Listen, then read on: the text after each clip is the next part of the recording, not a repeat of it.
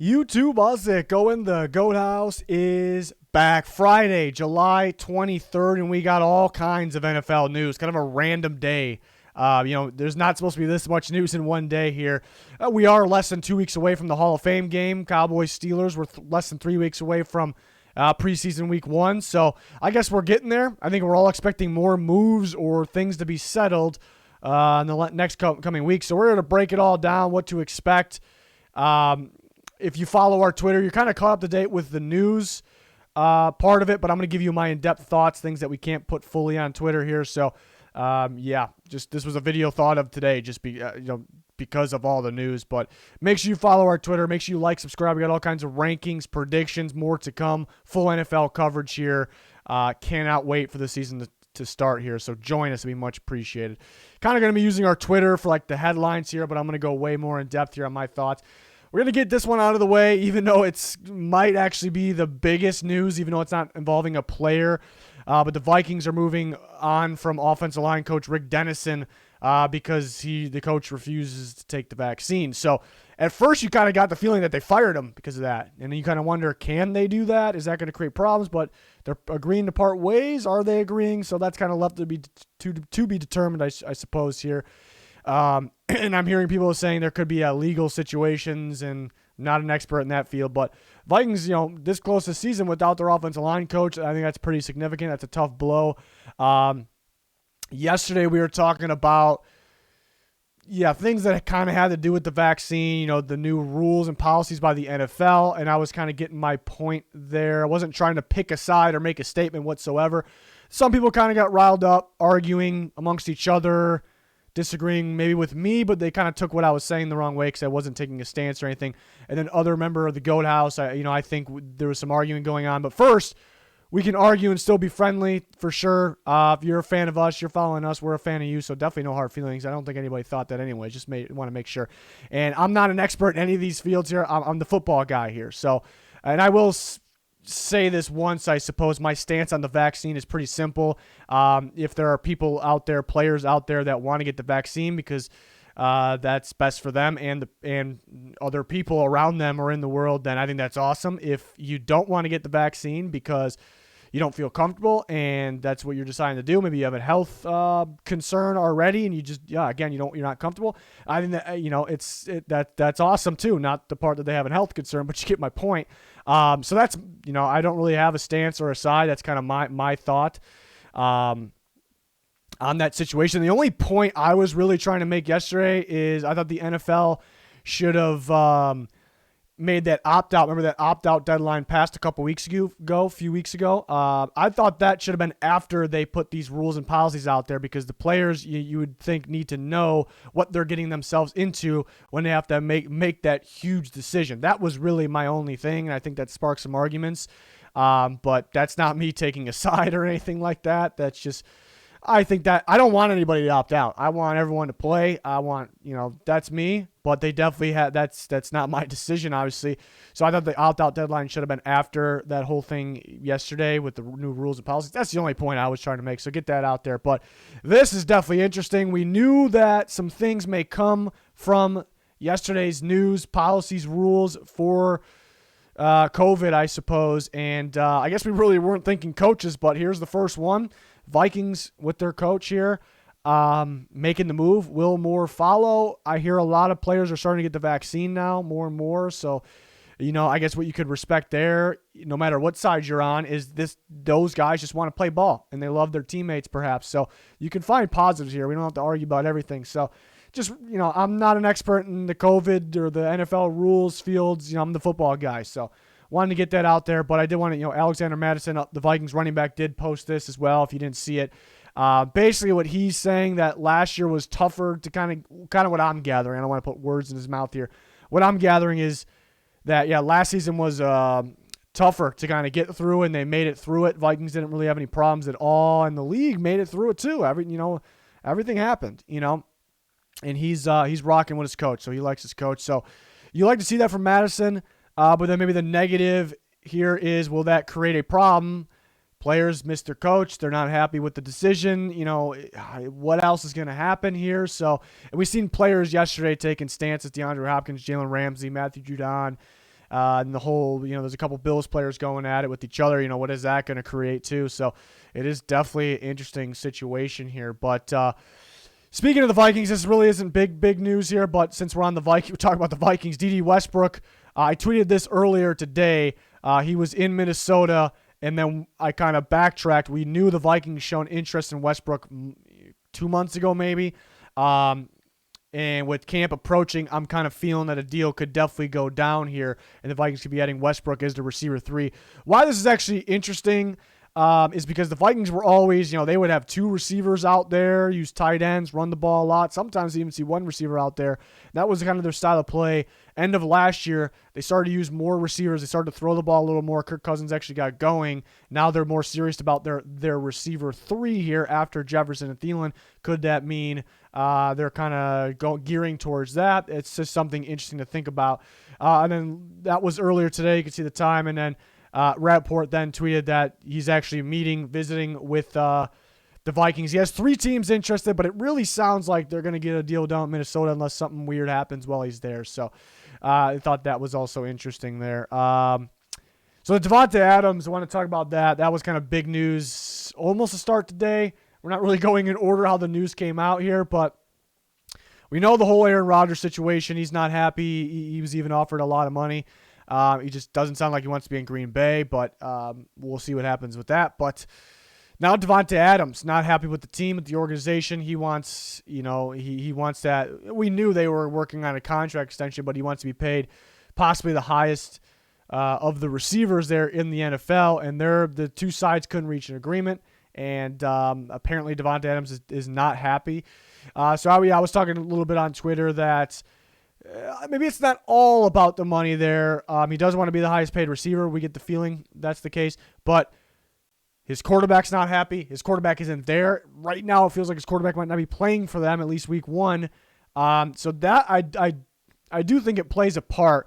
Now, when this news comes out, everyone's like, oh, Davante Adams trade, is it going to happen? There's been some talk about the Raiders. Derek Carr and Adams played together at Fresno State. Carr wants to play with them again. Adams said something like he would like to play with Carr again, like he would enjoy that maybe. Doesn't mean he needs to, he wants to, he'd make it happen. Doesn't really mean that. So I think people are kind of blowing this up a little bit that he's going to get traded now. He's not playing. He's like in the same boat as Aaron Rodgers. The only thing similar here is the 2 sides didn't reach an agreement on an extension. Davante Adams, I just do not believe he's going to hold out, sit out, demand a trade right now. He's under contract for another year, and we'll see what happens, but I just don't expect any of those things to happen. Something else, a year where teams are extremely tight in cap. On cap, he has a 16.761 cap hit for this year that needs to be extended. So you can't just kind of flip a switch and he's traded, the other team could pay him, and everything's all better. And it seems like the Raiders are the team being brought up, limited on cap space this year a lot for the future. So don't expect the trade with Davante Adams to happen. Don't expect a holdout. I expect him to be out there week 1.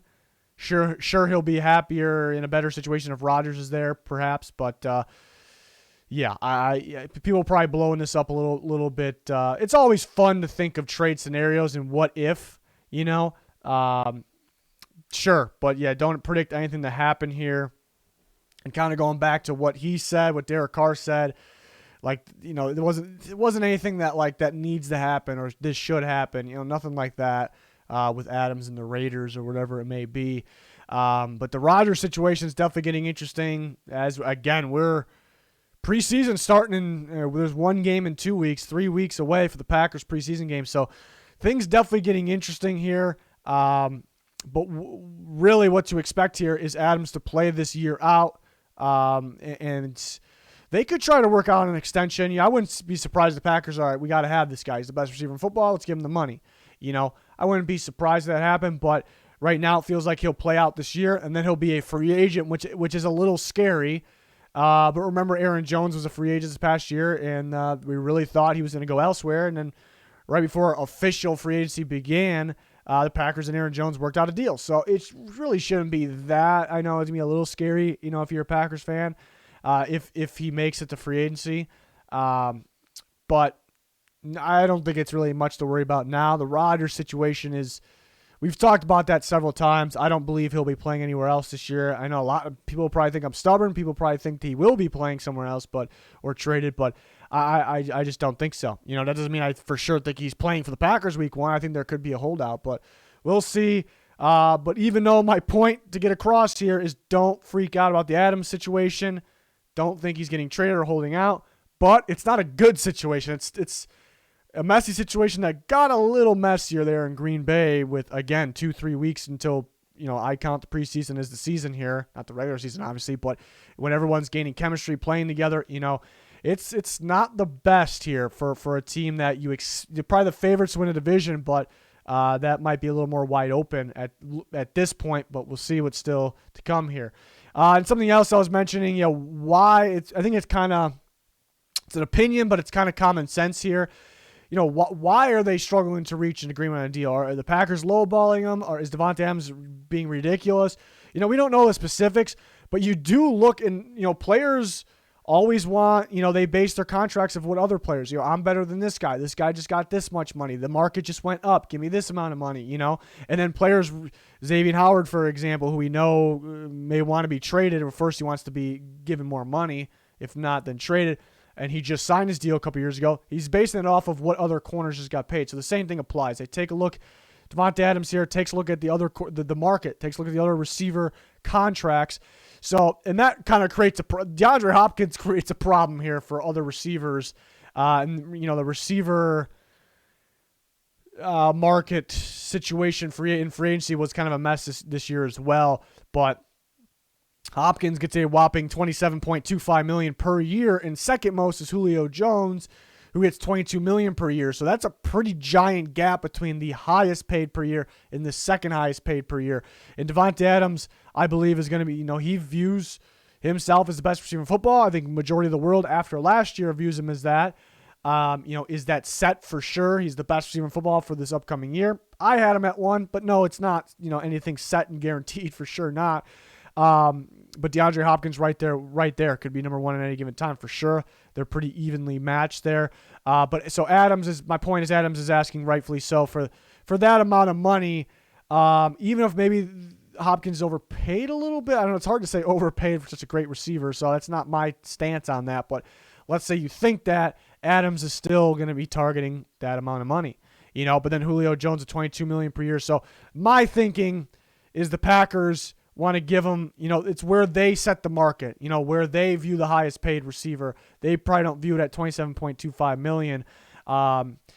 Really, they probably should, because they are extremely, extremely, extremely hesitant to draft receivers, especially early, because maybe they don't trust them. They don't want to develop them. They're hard to develop. They're so hit or miss, all of the above. And they hit on one with Davante Adams. They developed him correctly. So if you have that guy and you're afraid to use value on the other guys here, maybe they just don't value receivers in general. Maybe that's just the case. So, but if they're willing to pay him around Julio Jones money, which I do think they are, they got to have some value on their star receiver here. So I think really that contract difference between two other receivers is kind of creating that. It's kind of interesting to think about.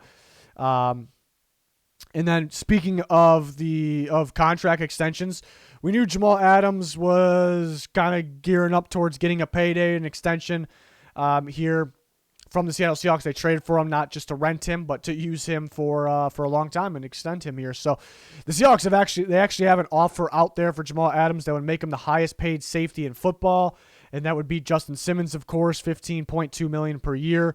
And it sounds like the deal's getting done. The deal's out there. They're kind of probably working out the specifics, I suppose. It sounds like Jamal Adams will sign there with that deal, and that'll make him the highest paid safety. There's a lot of people out there that probably will make fun of the Seahawks for that. There seems like to be a whole crowd that, Adams isn't a safety. He's kind of an edge rusher or a blitzer.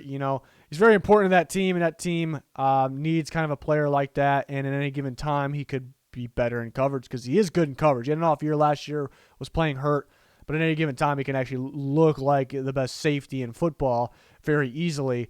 So yeah, he should be the highest paid guy, and that again, it's going to be.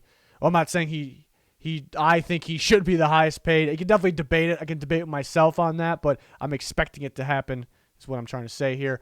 And I did mention that, Justin Simmons just this offseason got that $15.25 million per year, and that's we expect Jamal Adams to be around there. It was said that Bobby Wagner will still remain as the Seahawks' highest paid defensive player. He gets about $18 million per year, actually $18 million per year. So that's really not a surprise there. We weren't really expecting Jamal Adams to get $18 million per year. So it should be what Simmons at 15.25. We saw Trent Williams get paid, barely more than David Bakhtiari to be the highest paid left tackle. So is it going to be that situation? Probably not. I think it would probably be more at 15.5 million, maybe 16 million. Are we going to push it then? But maybe the Seahawks, he's a safety and more. To some people out there, he's not even a safety. Some people, he's a safety, So it's depends on your views. People base things off of just the year by year. So he can play out of his mind this year, and everyone be like, okay, he's great. And then, he's going to play like that again. So everyone kind of does that a little too much going off the year by year here. So look out for Jamal Adams' contract extension. We heard about quarterbacks too. Lamar Jackson, Baker Mayfield. Baker could definitely sit on it for sure. We heard that. But Lamar Jackson could one be coming there as well. Michael Thomas news kind of started the day, but it started with he will miss the start of the season with his ankle injury. We've been talking about that too. We've been talking about Michael Thomas was viewed as the best receiver in football on last year. After last year, not so much. Why? Well, because he missed time and he was playing hurt. You can see it when he was playing hurt. And we were kind of wondering how will he be this year. And I haven't heard much of it. I thought he recovered. Sometimes ankle injuries could be very, very minor, and sometimes they could be very annoying and major actually. But since we weren't hearing anything of it, I thought it would end up being minor and he was good to go. But we were wondering, is he good to go? If he is, he can be back at the top in terms of the receivers in the NFL. He ended up having this surgery. So like I said, earlier in the day, it came out that he'll miss the start of the season. What I gathered from that, I think what most people probably gathered from that was he would miss the first game or two. What I gathered was it sounded like that, but I know the ankle injury, especially if he had just had surgery, they're worse than you think. They can easily, reoccur. You really have to let them heal. It's such an annoying injury in any sport there.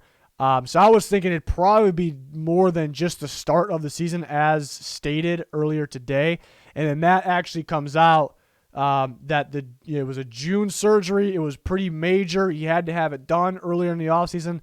Wasn't really sure if he needed the surgery. There was kind of minor things done, and then that's just what ankle injuries do. Then all of a sudden, you can just be walking on it normal one day, not even practicing, and I don't know how it happened. I don't know how it got worse, or did it get worse to just realize, okay, it's not good. That's just ankles. That's just how it is. So you can't really – I know some people are like, why did he wait till June? It's not really how – I can't say for sure, but that's really not how it went down, I almost can guarantee. So it just sucks, So he actually could miss. What Rapport said on the McAfee show was he wasn't saying for sure, but he was saying, yeah, he could miss 5, 6, 7 weeks here, and that's kind of everything goes to plan. That's if we get to week 5, 6, or 7, and he goes in the practice field, and he doesn't feel right, or he tweaks it again, or the Saints are in the losing column, the season's over. I don't think that'll be the case. With they're missing some guys, so who knows? I guess it's on Jameis or whoever the quarterback is. But besides the point, I think you get my point there. That's if everything around him and with him, his ankle, the medical staff, the trainers, what they say about it, everything goes to plan 5 to 7 weeks. So I would not be shocked if he missed.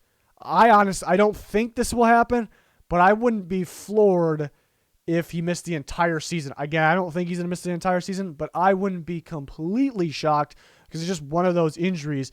It sounds like likely 5 to 7 weeks. I'm thinking more sore towards that 7. Could we even get to 8, half the season? Season's a little longer. That probably helps. If the Saints are, don't expect it, but if the Saints are completely terrible by that time, maybe they just shut him down for the whole year. Again, I don't think it, but so that it's kind of unfortunate. You look at the Saints. They had a very bad cap space situation that they put themselves into, and they had to cut a lot of players. They really couldn't re-sign players. They did get Marcus Williams back, but they couldn't really that was the franchise tag. They couldn't really do a whole lot, They couldn't dig themselves out of that one, and that created things like that. And then on top of that, David Onyemata, who's a fantastic defensive tackle, suspended 6 games. Michael Thomas is going to miss around that same range here. So that it's pretty tough. Other news here that you probably know about, especially if you follow us, that the Saints are now doing their homework on their receivers, which I kind of felt like they were going to anyways, even with Michael Thomas, because they're a little weak in that category. But they're looking into some receivers. You wonder if Larry Fitzgerald would play. Kind of got the sense that he wasn't going to play, but we'll see. Golden Tate could be the best one out there. We talked about Dede Westbrook has some teams interested. The Saints probably could be one of them, but it sounds like he'll go to the Vikings. Kenny Stills probably a better option there, and then he played for the Saints, so I think that is a solid option as well. Golden Tate probably would be the best. It sounds like they are pretty high on some of their young guys there. Traquan Smith was starting to play a little better. See how he plays with Jameis Winston. And Marquez Callaway, that's definitely the guy to look out for. They like him a lot. He started going. I talked about it in a recent video. Yeah, he could be sneaky because you kind of backtrack. Well, I kind of going off my thoughts. His first year playing, kind of starting for Tennessee Volunteers. I loved his game that year. It was a few years ago. He played extremely well. I'm like, this is a future. I was kind of calling him a second-round pick. He looked that good. Then all of a sudden, he declined. But you really look at it, did he decline? And Tennessee kind of declined. Not just talking about the quarterback position, a little bit of a mess. But, yeah, the quarterback position plays a big part. So it would make sense. It would make sense that this guy is better than what his name is right now. He could go back to looking like that second-round pick. I think that happens more often than people realize. I think Tyler Boyd's the one I bring up.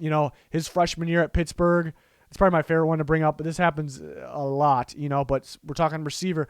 Tyler Boyd, his freshman year at Pittsburgh, I'm like, this guy's a future. I call him a top 5 pick. This guy's a future NFL wide receiver stud, in the league.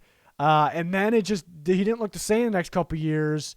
And I think most people would just say, he's just not that good. He declined, but then he ends up getting the NFL, and he end up being, he's a stud. He's one of the best slot receivers in football. He's getting better, but people end up thinking, he declined. Young players like that don't decline. It's maybe a situation around him. So that's just an example, so could a guy like Callaway really take off there? That's a possibility. They got a young Adam Trautman at tight end. On paper, it looks like the weakest group in football for sure. That doesn't mean it's going to be. See how they click with Jameis Winston, or as Ian Rappaport put on the Pat McAfee show, Jameis Winston or whoever it may be. So, again, nothing guaranteed. Taysom Hill experiment, Ian Book experiment. I think it's got to be Jameis Winston. But we will see. Expect them to sign somebody soon. They're going to bring in a few guys, work out the next couple of days. We'll hear about that. We'll tell you who they're working on our Twitter. But I fully expect they're going to sign somebody, at least one guy. They're going to in the next week or so, probably earlier than that, because again, the workouts will be in the next couple days. At least I expect. So that's definitely something interesting to monitor. But a tough situation the Saints have themselves in. I think it's all because of that. Not because of Michael Thomas and Onyemata. That didn't have anything to do with it, but it's a tougher situation because the cap space situation they put themselves into. They definitely can get back out of it another year or so for sure. But they still could be a sneaky good team. It's just not what's happening all of a sudden is not helping at all. And then very recent news. I wasn't expecting this, actually. We heard Dak, it was going well because remember he had that gruesome ankle injury. It was going well, knew that, but Mike McCarthy told the media just actually a little bit ago here that he anticipates that Dak will play in the preseason. That actually surprised me. That actually surprised me because I didn't really expect him to play in the preseason. And if you would ask me, you would have, or some people probably would have said, you don't think he can do it? I would have said, no, I think he can do it, but I don't know if they do it, But so that's good news overall that he's that strong right now, that he's feeling that good. So I think that's overall good news. Hope they don't overdo it. It would be it's terrible you hate to say it, players are going to get hurt. We already saw Cam Akers. I was sick when I saw that. Even though he's still got a bright future ahead of him. But you hate to see it, hate to say it and see it. More injuries will happen. So you would no matter who it is, you hate it. Obviously, I shouldn't have to say that. But if Dak plays in the preseason, and an injury happens, Mike McCarthy and company are going to take a lot of heat. So that would be bad. I don't expect too much, so I don't really view this. Some people will probably view this as bad. We see people in the comments section here on our Twitter, a lot of you probably watching this video. I love you guys' comments, no matter what it is. I love seeing other people's takes. But my point here is some people would view this as bad news because what if he gets hurt? He was just hurt. That's understandable, for sure understandable. I view this, I'm always looking at the positive. I view this as he's ahead of schedule. He's strong. He's good to go. So could be good news here. I expect a big season for Dak in that offseason, just in that offense, just got to stay healthy. Because remember, Dak went down. Leo Collins went down. Tyron Smith went down. Those guys together played how many snaps? Not many at all. And Leo Collins didn't play a single one. Yeah, a lot of news today. Very strange. So I wanted to get I'm actually checking if there's more news. The Jaguars' second-year corner C.J. Henderson placed on the COVID list. We saw Kadarius Toney, who actually the Jaguars wanted, but besides the point, of the Giants, was placed on it yesterday. So some of the young guys getting placed on that. I just keep seeing Jordan Whitehead, who is the Bucs safety, actually came up pretty big for them in the playoffs, the Super Bowl specifically. He's also on the COVID list now.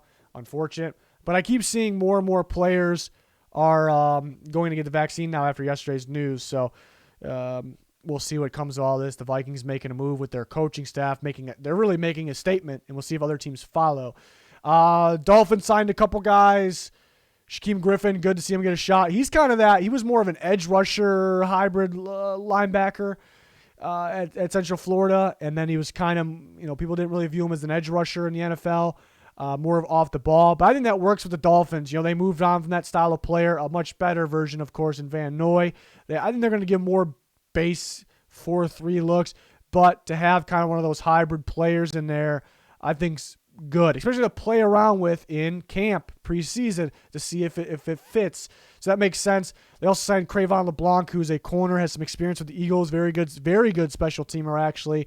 So that's how I view that signing. People will make more of it because Xavier Howard is holding out at the moment. It probably has something to do with that because they need another body right now. They need another corner, but doesn't mean much more than that. Okay, for sure Howard's not playing. Doesn't mean that. I think it's a solid depth in special teams signing there. So the Dolphins did make some of those moves. A lot of players starting on the PUP list. So a lot going on now. We expect more to come from the Packers' messy situation, more so at Rodgers. I'm waiting to hear. I'm not really worried about Davante Adams at the moment, but it's not a good situation. We'll see if the Vikings land Dede Westbrook. We'll see who the Saints bring in and sign. The Bengals brought in Austin Ryder, who's a center who played for the Chiefs. They could bring in some competition for Trey Hopkins there at the center position. I like that. So more news to come. Preseason's going to come. We're going to talk about all those games. We're going to break it all down. Players will get cut. Some of those players will sign with different teams. All kinds of action on the way. And again, we got you covered. But that's going to do it for this one. Thanks for watching. Let me know your thoughts in the comments, whether it's here or Twitter. Make sure you follow that Twitter. Be much appreciated. We're trying to reach that 10K goal. We're able to offer more with new Twitter features there at 10K. So that's why we need your help. It's going to do it for this one, though. Thanks for watching. Goodbye.